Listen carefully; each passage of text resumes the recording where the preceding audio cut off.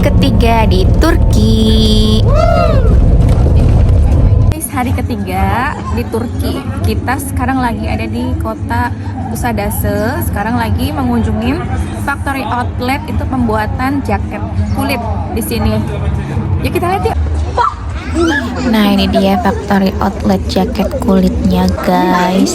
Jadi kita disuruh masuk ke sini sama tour guide-nya. Itu kita mau lihat fashion show.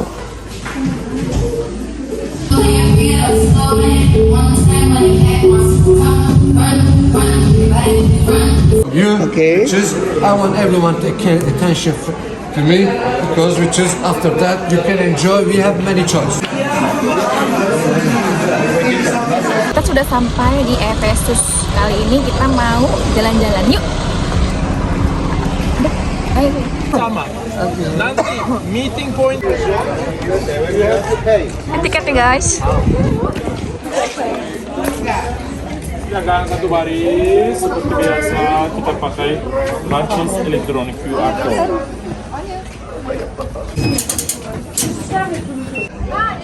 Nah, ini dia guys, kita mau wisata arkeologi di Efesus. Nanti kita akan dibantu penjelasan-penjelasannya dengan tour guide kita yang bernama Erdem. Sekarang namanya menjadi Efes. Orang Turki bilang Efes, bukan Efesus lagi. Berubah dikit, beda tipis. Namanya Efes atau Efesus. Satu kota kuno didirikan oleh kerajaan Romawi, bangsa Romawi sekitar 2000 tahun yang lalu. Dan bentuknya kira-kira zaman dulu seperti ini, terletak atas dua bukit. Ini peta topografik ya. Ini satu bukit di sini, ini satu bukit lagi antara dua bukit, semacam lembah. Posisinya strategis, dan zaman dulu Efesus mempunyai pelabuhan alami juga. Nanti kita akan bahas pelabuhannya. Namanya Efesus. Terus pertama kali ketemu atau mulai menggali kota kuno Efesus itu sebenarnya bukan orang Turki tapi orang Jerman. Ceritanya mirip seperti di Indonesia, banyak peninggalan-peninggalan kan, tempat-tempat archaeological site itu biasanya orang Inggris, orang Perancis, orang Belanda. Mereka mulai menggali pertama kali karena kesadaran dan pengetahuan orang Eropa tentang arkeologi dibandingkan dengan orang Turki dan Indonesia, mereka lebih dalam, lebih luas. Oleh sebab itu di sini di Turki pada tahun 1800-an banyak orang Jerman mulai ke sini dengan keinginan mencari sesuatu. Dan pada satu hari ketika mereka membangun jalur kereta dekat sini, orang Jerman, proyek besar, mereka minta izin dari Sultan, terus dapat izin untuk memulaikan penggalian dekat Efesus. Mereka juga belum tahu sebelum mulai gali bahwa mereka akan ketemu salah satu kota kuno terbesar di sini. Tanpa sengaja mereka mulai gali, oh baru sadar ternyata lebih luas daripada perkiraan mereka, dan akhirnya mereka baru lihat, oh ini ternyata kota kuno Efesus yang sering dibahas dalam sejarah buku-buku kuno. Zaman dulu abad pertama dan abad kedua jumlah penduduk di kota kuno Efesus mencapai sekitar 200.000 orang. Coba membayangkan, itu benar-benar angka tinggi, dan pada waktu itu seluruh dunia hanya ada 3 kota besar metropol, mega city, kota besar ditempati oleh orang Romawi. Yang pertama Rom di Italia, Roma. Terus yang kedua Alexandria di Mesir yang ada mercusuar yang terkenal itu nanti terbakar. Yang ketiga adalah Efesus. Boleh dikatakan sekarang kita berada di salah satu metropol kota besar zaman dulu. Dan hampir semua peninggalan-peninggalan kita akan melihat itu dari abad kedua dan abad ketiga. Karena kerajaan Romawi mencapai masa jayanya, puncaknya itu abad kedua dan abad ketiga, juga namanya Raja Trajan, Trajanus. Terus bagian kita akan melihat itu peninggalan-peninggalan hanya 15% saja. Sisanya 85% masih di bawah tanah. Coba lihat bukit, ada sisa-sisa, masih diselimuti tanah sampai atas tanah. Belum digali sama sekali. Coba bayangkan 1860-an penggalian mulai sampai saat ini hampir 200 tahun udah berlalu, tapi mereka hanya bisa berhasil menggali 15% saja. Sekarang yang ditugaskan di sini orang Turki, dan selain mereka ada juga orang-orang dari Avusturya Archaeological Institute, orang Avusturya. Lain kali jika ada kesempatan nanti kalau Anda sempat ke Avusturya, Vienna, dalam gedung perpustakaan nasional Lantai dasar, turun bawah sebelah kanan ada Museum Efesus juga. Isinya koleksi patung-patung digali dari sini terus dibawa ke Vienna, Avusturya, sedang dipamerkan dalam Efesus Museum di sana. Hari ini rute kita mulai dari sini, coba lihat. Kita masuk dalam sampai sini, terus ada perpustakaan, rumah sakit, terus candi, kuil, kamar mandi atau kamar kecil yang kuno, semuanya satu persatu kita akan melihat. Tentu saja setiap tempat kita berhenti selalu ada penjelasan, dan habis itu saya akan berikan waktu bebas. Jalannya sama, satu rute. Kita ke sana dulu, terus setelah selesai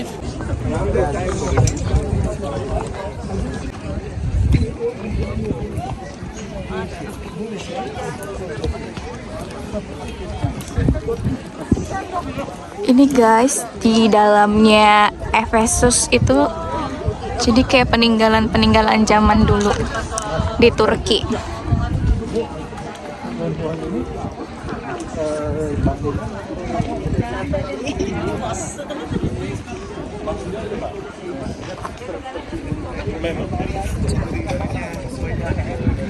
Sebagian dari hasil bangunan sebagian terbawa angin, kadang-kadang karena air hujan juga. Air hujan kan mencuci tanah dari atas terus mengalir ke bawah. Fungsinya seperti parlemen zaman dulu, kayak dewan di Istana Topkapı kemarin. Karena kapasitasnya juga kan kecil, tidak masuk akal untuk satu kota punya penduduk hampir 200.000 orang. Kalau mempunyai teater sekecil ini tidak masuk akal. Artinya khusus untuk orang-orang sekitar 60 tahun yang lalu, coba lihat bagian situ yang ada pilar-pilar. Para arkeologis ketemu satu patung yang masih utuh dan kondisinya bagus, terbuat dari batu marmer, namanya Artemis. Karena terlalu penting dan nilainya tinggi, diangkat dalam museum lain. Takut kena cahaya matahari, air hujan, lama-lama rusak pasti. Tapi tempat ketemunya di sini, namanya Artemis. Di situ ada tulisan, coba lihat. Itu ada board, itu tulisan. Melihat di situ ada patungnya. Dan patung Artemis diukir seolah-olah dia mempunyai banyak bagian bagian atas, banyak yang berbentuk kuil atau candi Artemis. Itu lokasinya dekat Efesus. Ini patungnya. Artemis. Ayo kita lanjut lewat sini.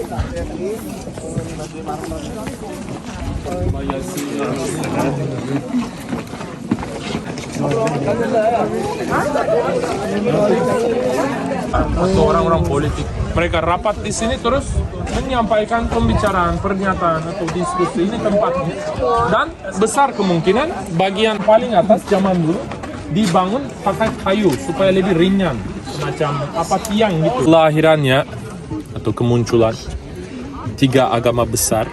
Pertama Judaism, orang Yahudi. Kedua Christianity. Habis itu agama Islam abad ke-6, 500-an. Lahir di mana? Di Timur Tengah semua. Daerah dekat Yerusalem, dekat Mediterania. Tapi sebelum tiga agama besar, orang Romawi mereka percaya kepada dewi dan dewa. Apa namanya agama mereka itu? Paganisme, pagan. Pagan itu mempunyai mitologi, ya, semacam keluarga besar itu, semua dewi dewa punya nama masing-masing. Apollo, Athena, Herakles, Zeus, Hera, Herkul, macam-macam. Salah satu dewi paling terkenal dan dihormati di Efesus zaman dulu sebagai dewi keberkahan atau kehidupan gitu, namanya Artemis. Artemis. Atau Kibele. Kibele itu lebih dikenal di Timur Tengah, tapi di Ini lagi nunjukin Dewi Nike. Nike bukan? Itu kan? Oh gitu. Dia pegang mahkota tangan. Oh, ini asal usul Nike. Diberikan kepada orang. Jadi Nike itu Dewi Nike, guys. Latar belakangnya merek Nike juga punya semacam PR namanya kan. Sengaja dipilih lambang Nike, nama Nike, seolah-olah ini kalau Anda beli barang dari kami pasti akan menang itu. Nah, sebentar lagi ada Puma, Adidas. The road was not this narrow, it was wider. Yeah, look at the marble. Come on the left hand side.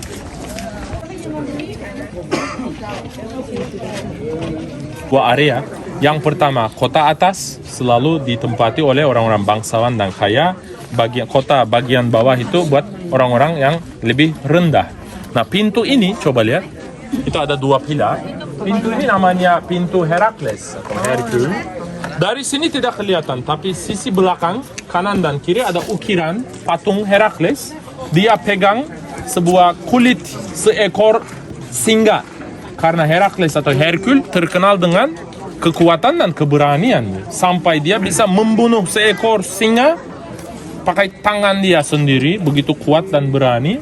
Nah, pintu ini memisahkan bagian kota atas dan bawah. Dan memang sengaja dibangun terlalu sempit supaya membatasi dan menghentikan kereta kuda zaman dulu yang membawa barang-barang diperdagangkan itu.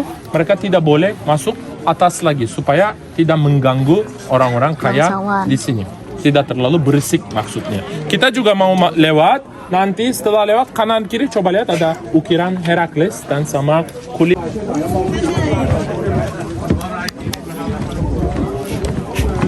Awas licin. Awas licin. Licin. Awas licin. Tuh. Guys, lihat guys, bagus banget. Peninggalan sejarahnya Turki itu komplit.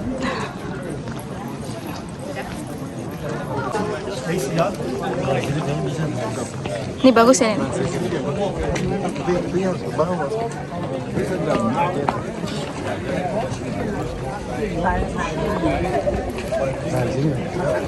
Belakangnya coba lihat perumahan bertingkat-tingkat. Zaman dulu tempat tinggalnya orang biasa. Apartemen.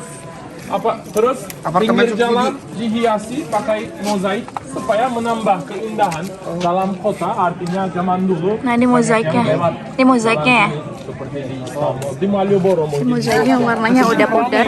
Ramai dan pasti mereka jual sesuatu. Karena para arkeologis ketemu perumahan tingkat ini dan menyadari bahwa bagian bawah itu mereka ketemu banyak peninggalan koin emas.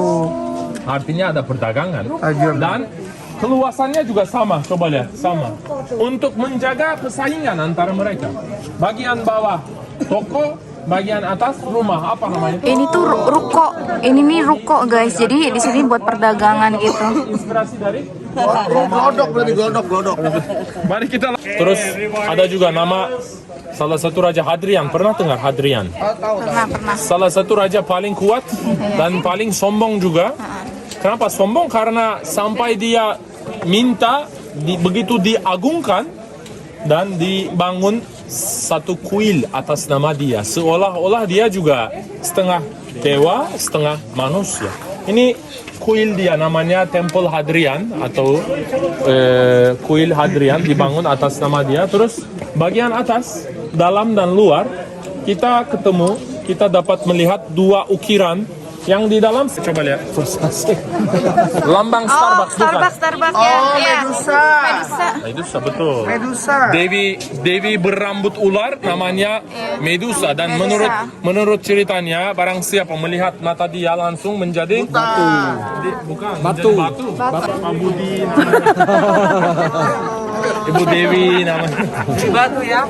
Paling kundang. Yang di depan namanya Kike. Dewi kesuburan lagi, bertopi tinggi dan berisi buah-buahan. Itu juga menyimbolkan zaman dulu dia dipercaya dan diberikan persembahan setiap Dewi tahun. Tike. Ini kuil Hadrian. Baru selesai renovasinya, oleh sebab itu warnanya juga jelas, terang, bersih. Baru dicat ya. Ya, seolah-olah baru dicat gitu. Habis ini kita Dicat ulang. No, tidak dicat, dibersihkan. Kita lanjut lewat sini. Ada kamar kecil kuno namanya latrina, tapi tadi saya bilang sebagian besar penduduk di sini hampir 60% orang budak. Apalagi perempuan, mereka tidak boleh keluar jalan begitu bebas karena masih kedudukan mereka lebih rendah daripada laki-laki. Jadi besar kemungkinan latrina, kamar kecil ini juga dipakai oleh laki-laki. Alasannya karena antara dua tempat duduk tidak ada pembatas, tidak ada separator. Artinya kita duduk bersebelahan sambil ngobrol, sambil bisa berbicara memang. Karena menurut mereka itu semacam kegiatan juga, bersosialisasi. Sebentar lagi kita mau masuk, ada bagian asli masih, warna putih itu batu marmer, ada lubangnya juga. Masih asli latrin atau WC umum kuno dipakai oleh orang Romawi 2000 tahun yang lalu. Mari kita masuk, silakan. Ini sambil sambil Guys,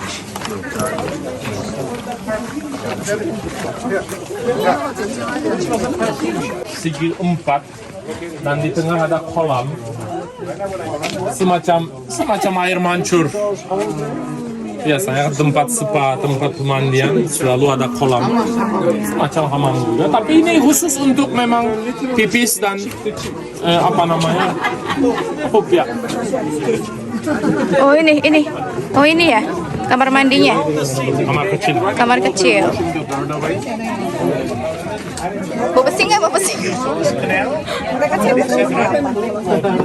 Mereka cebok pakai air, dialirkan pakai saluran di sini. Tempat duduk mereka di sana, airnya mengalir depan mereka. Pupnya di sini. Kalau beruntung, kalau duduk sini masih beruntung, airnya masih bersih. Orang paling belakang di sana, air sampai situ udah punya aroma. Bisa dibayangkan.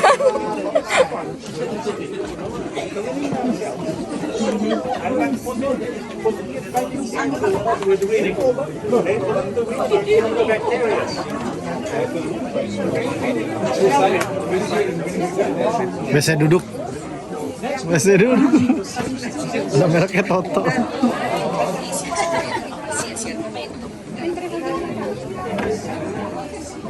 Tapi kita kalau misalkan tanpa pemandu kesini ya nggak ngerti ya. Tuh ada mereknya. American Standard.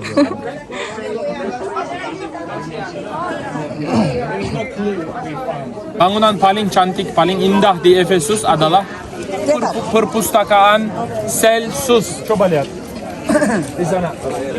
Sudah direnovasi, diperbaiki. Namanya perpustakaan Celsus. Celsus adalah nama orang, seorang pahlawan dan gubernur. Celsius. Pernah berkuasa di sini. Bukan, Celsius seorang ilmuwan. Tinggal di Eropa yang belajar apa suhu dan fisika. Kalau ini namanya Celsus. Celsius.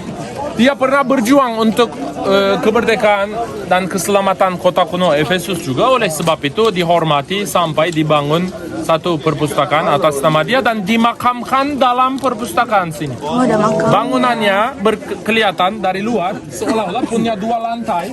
Coba lihat. Ternyata setelah masuk baru kita sadar bahwa itu satu lantai punya atap terlalu tinggi. Terus di depan lantai pertama itu ada 4 patung, namanya Sofia, Arete, Ennoia, Episteme. Kemarin kita tahu dari Hagia Sophia itu kan kata Sofia, filosofia, Sofia. Apa itu Sofia artinya? Kebijaksanaan, betul. Sofia kebijaksanaan. Arete, kebaikan. Episteme, Ennoia, pengetahuan dan penerangan. Maksudnya kalau kita ke perpustakaan, kita akan mendapat hal-hal yang begitu dalam dan begitu berat. Terus dalamnya pada waktu itu perpustakaan Celsus mempunyai koleksi terdiri dari hampir 20.000 buku digulung, scroll, bukan kertas. Biasanya mereka menggunakan papirus dan kadang-kadang kalau harga papirus itu naik karena itu dimonopol sama orang Mesir, semaunya mereka mau jual dengan harga berapa mereka yang tentukan. Oleh sebab itu kadang-kadang buku itu terbuat dari kulit, digulung, ditulis terus digulung. Sekarang udah hancur, hilang. Tapi yang kita mengetahui itu zaman dulu ada 3 perpustakaan besar. Yang terbesar ada di mana? Alexandria, betul. Kebakaran besar menghancurkan koleksinya. Yang kedua ada di kota Pergamon, masih di Turki Barat, dari Istanbul 3 jam jaraknya. Terbesar ketiga ada di sini, perpustakaan Celsus. Ini juga membuktikan betapa besarnya kemewahan dan kekayaan. Bukan, Baghdad. Itu beda lagi. Kalau ini dunia kuno. Dunia kuno Romawi. Pertama Alexandria, kedua Pergamon, ketiga Efesus. Jadi biasanya kita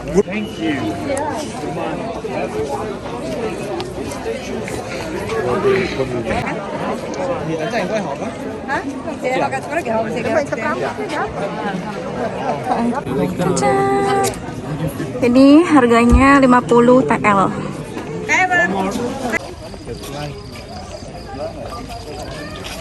Hari ketiga tadi dari Efesus menuju ke sini baru sampai Pamukkale itu 3 jam. Sekarang kita mau jalan-jalan ke Pamukkale. Ikuti kita ya. Semua. Oke, baik.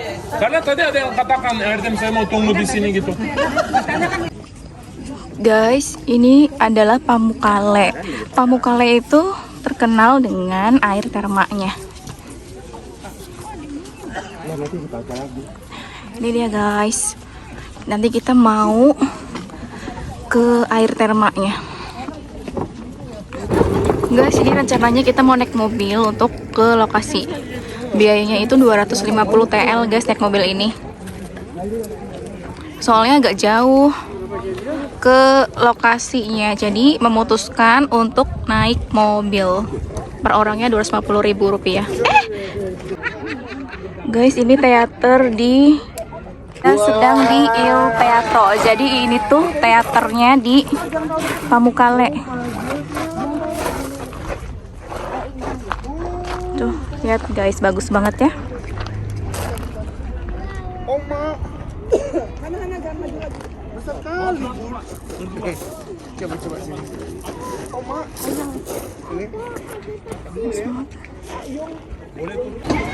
Guys, ini lihat guys. Di sini itu air termalnya. Ramai banget.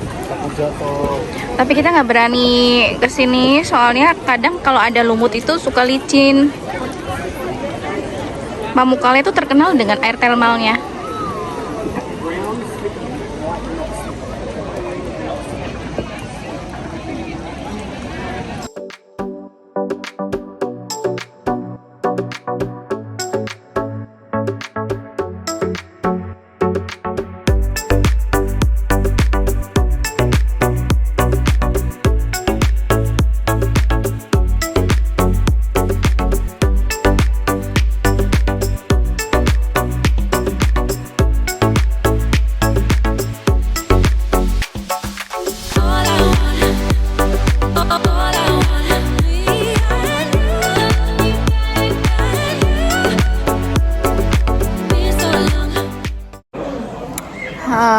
Udah sore, kita baru nyampe hotel. Mau istirahat dulu guys, mau makan malam terus istirahat. Bye.